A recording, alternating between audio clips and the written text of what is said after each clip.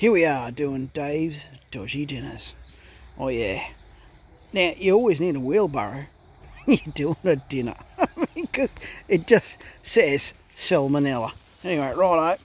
So, what we've got here, got a couple of grills there, something a bit different. I'm going to put some burgers on that.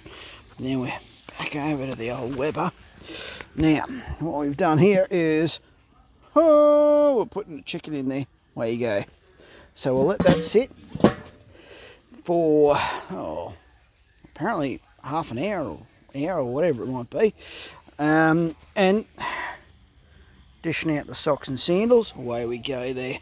We've really got something going tonight, and it should be good. Now, as always, got the pooch.